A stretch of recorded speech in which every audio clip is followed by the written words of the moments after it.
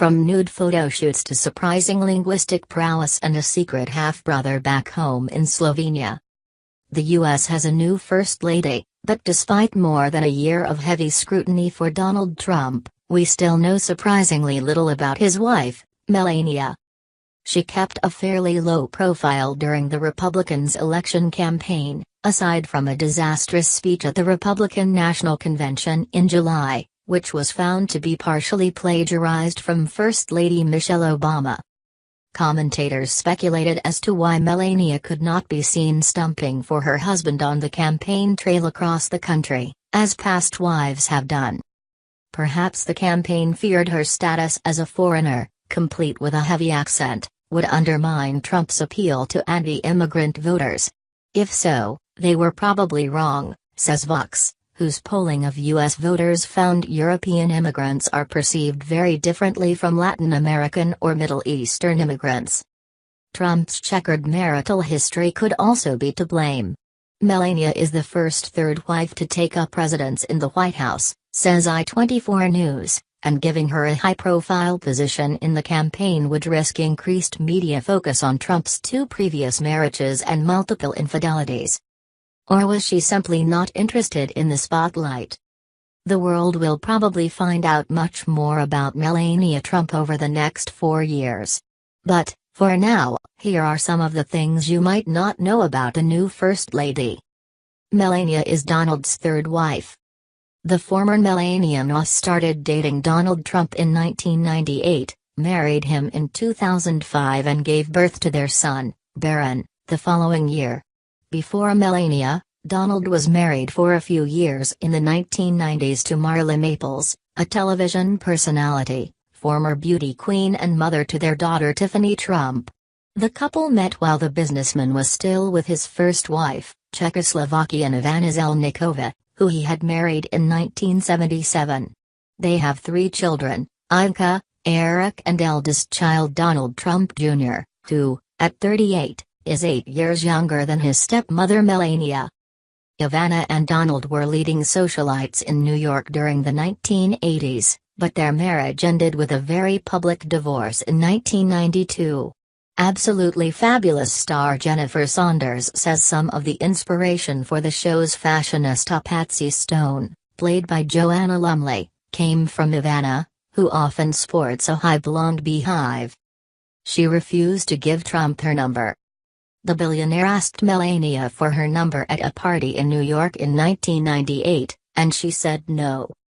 Melania, then 28, was there at the invitation of Paolo Zampoli, the Italian businessman who set her up as a model in the U.S.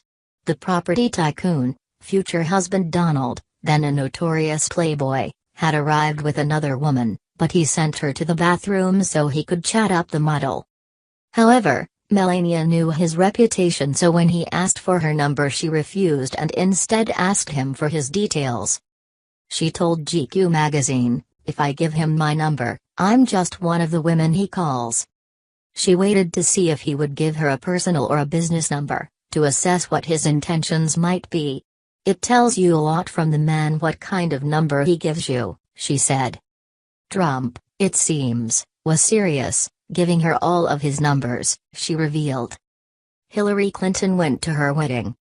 Bill and Hillary Clinton were among the 350 guests when Melania and Donald tied the knot at the groom's landmark Mar-a-Lago estate in Palm Beach, Florida. According to GQ, the bride wore a $100,000 Dior dress with 1,500 crystals, which took a legendary 550 hours to make. It had a 13-foot train and the bride wore a 16-foot veil.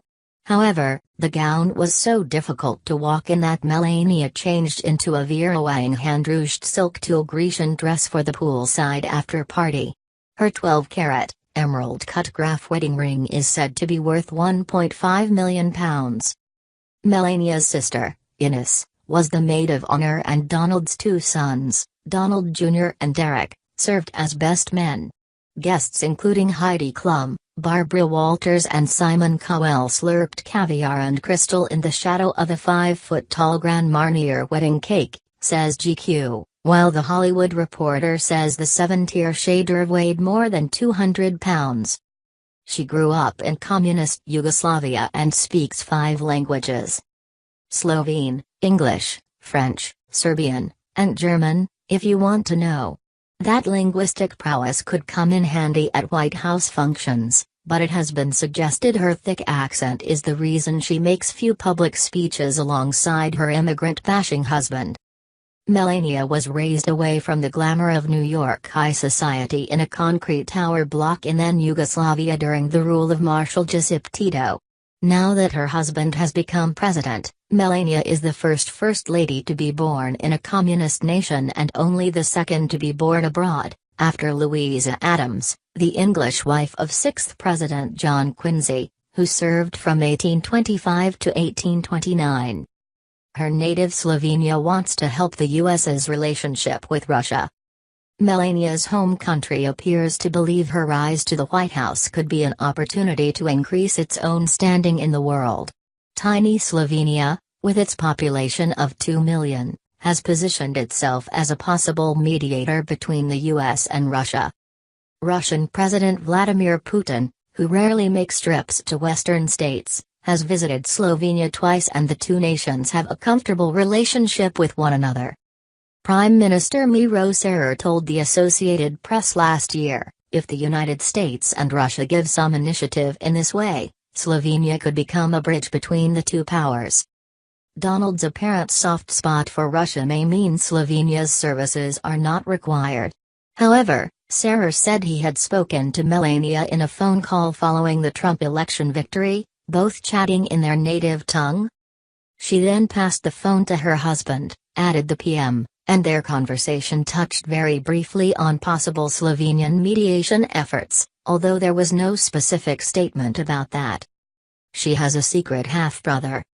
While preparing a profile of the First Lady for GQ, reporter Julia If made a startling discovery. Melania's father, Victor Naves, who the former model describes as traditional and hardworking, fathered a secret son before marrying Melania's mother.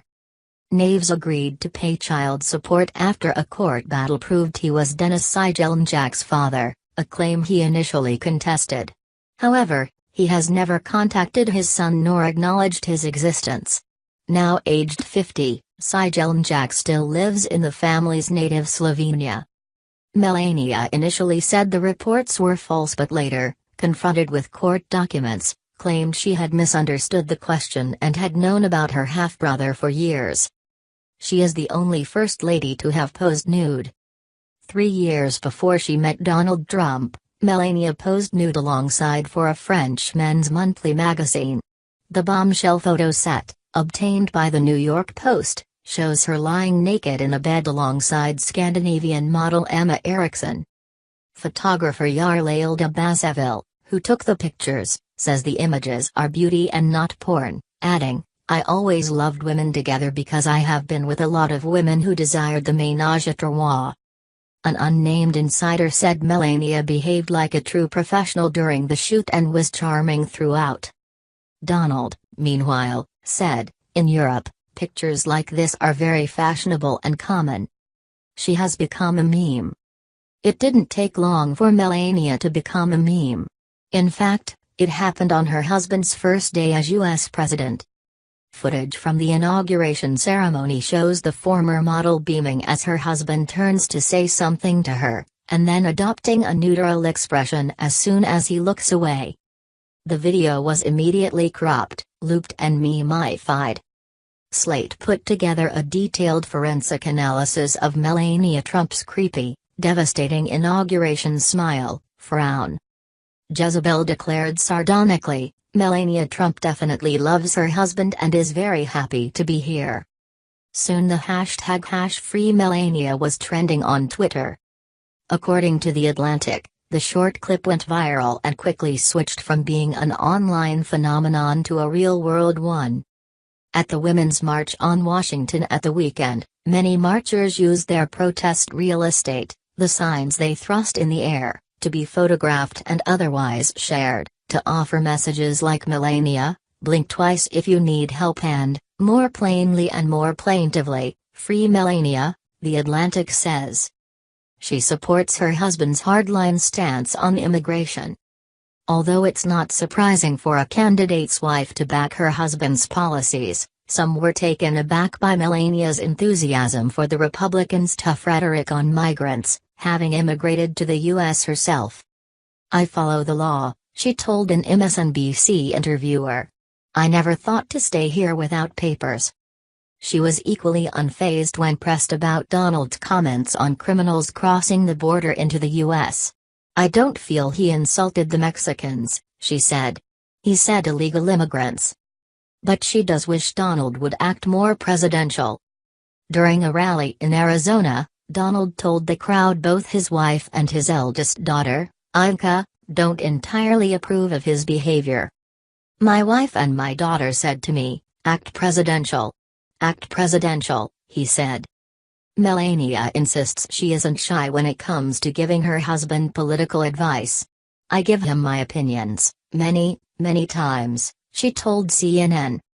"I don't agree with everything that he says, but, that is normal," she added. "I'm my own person, I tell him what I think. I'm standing very strong on the ground on my 2 feet and I'm my own person. And I think that's very important in the relationship." Asked what habit she would like to see her husband give up, Melania didn't have to ponder her answer for long. "The tweeting," she said. On her own Twitter account, Melania mostly sticks to the blandest of updates. The New York skyline features heavily, as do photos of food and fashion. She thinks people should be nicer to one another.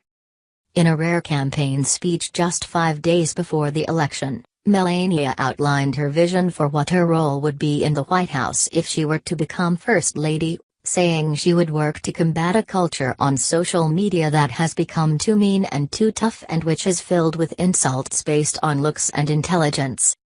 But as CNN reports, she didn't make any mention of the Twitter activities of her husband, Donald Trump, who has relentlessly attacked his political foes, journalists, critics and other entertainers for years with demeaning comments based on their appearances and intelligence. Melania, giving her first solo speech since the Republican convention, added, "It is never okay when a 12-year-old girl or boy is mocked, bullied or attacked.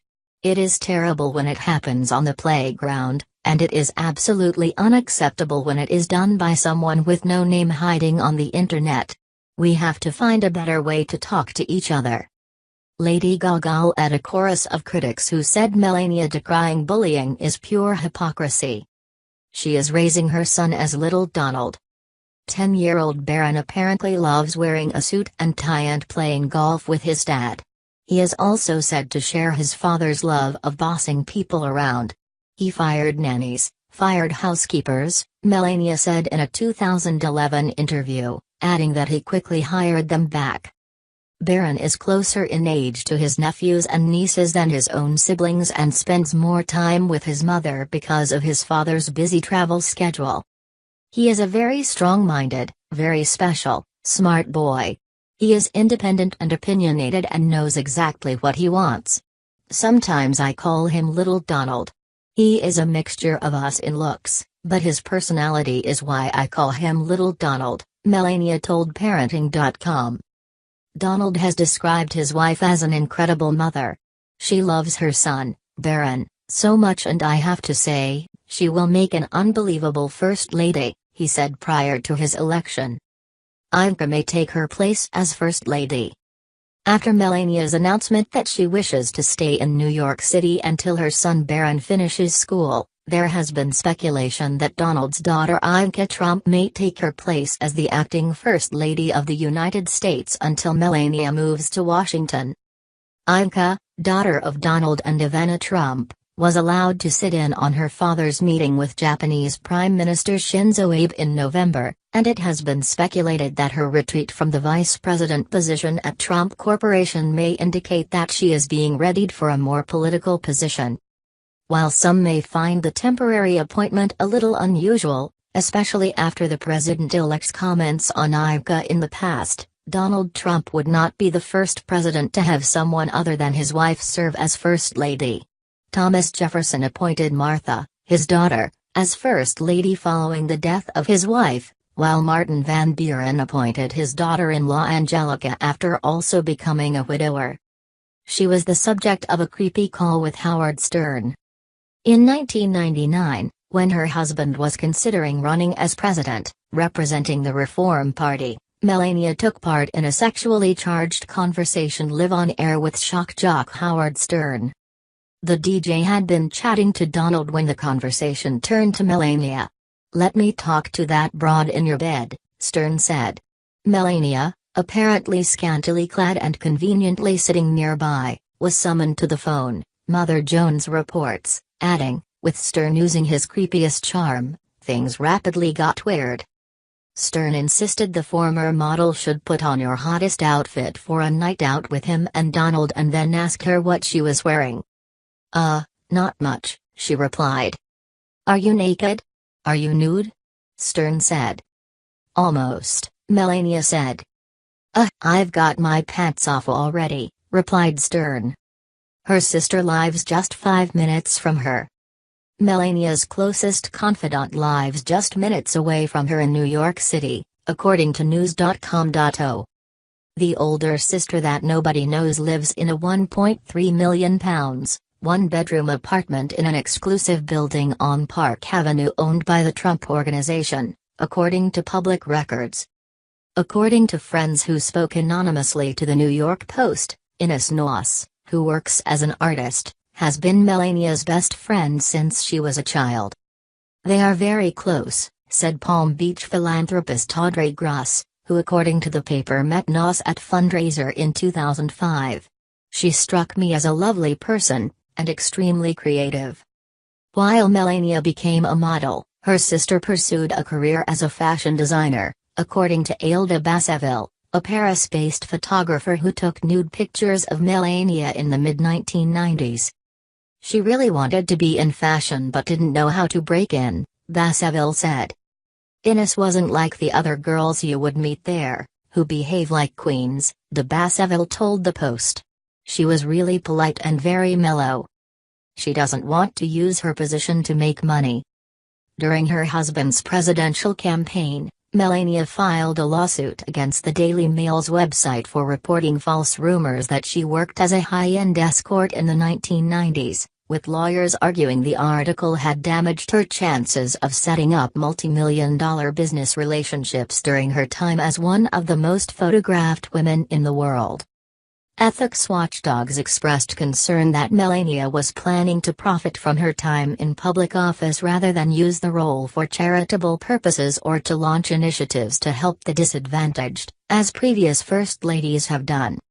Richard Painter, one of former President George W. Bush's ethics advisors, said the language in the lawsuit indicated she was engaged in an unprecedented, clear breach of rules about using her government position for private gain.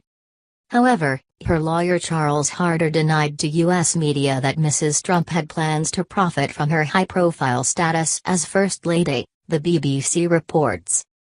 "It is not a possibility. Any statements to the contrary are being misinterpreted," he said. The suit was refiled this week, with Melania's legal team removing the problematic wording suggesting she was in danger of missing a once-in-a-lifetime opportunity to profit from her brand. She hopes the nation can come together. In her new role as part-time FLOTUS, Melania focused on trying to bring the nation together at this year's Governor's Ball, says USA Today. In a statement prior to the event, Melania said she was proud to be hosting the event in the state dining room. "Tonight, we come together as one nation, leaving political labels and partisan interests behind," her statement said. She said she hoped the ball would herald spring's renewal, which was also the theme of the ball. "The scents of jasmine and roses fill the air as we give thanks for this great nation and the glory of renewal," said Melania. Before the event, White House Press Secretary Sean Spicer said that Melania had put a lot of time into planning the annual Governor's Ball, which is usually the first formal event for a new president held at the White House. The ball traditionally coincides with the Oscars and is generally overshadowed by it.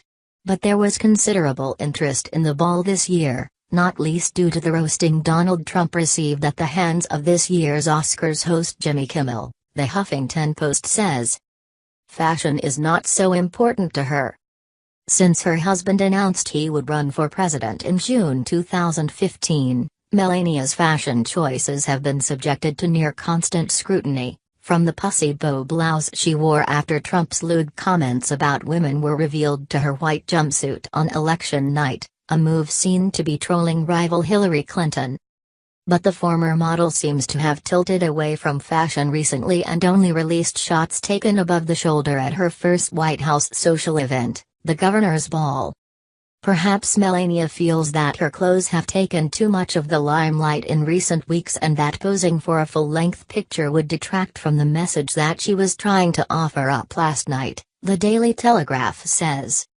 She's recently made the headlines any time that she has chosen to wear a designer label that isn't American, thus going against her husband's America First directive, and has also been accused of relying too heavily on a Jackie Kennedy-inspired look that isn't her own. Another theory, the Telegraph suggests, is that the new First Lady was trying to ensure her fashion choices weren't in competition with the Academy Awards, which were going on simultaneously on the other side of the country.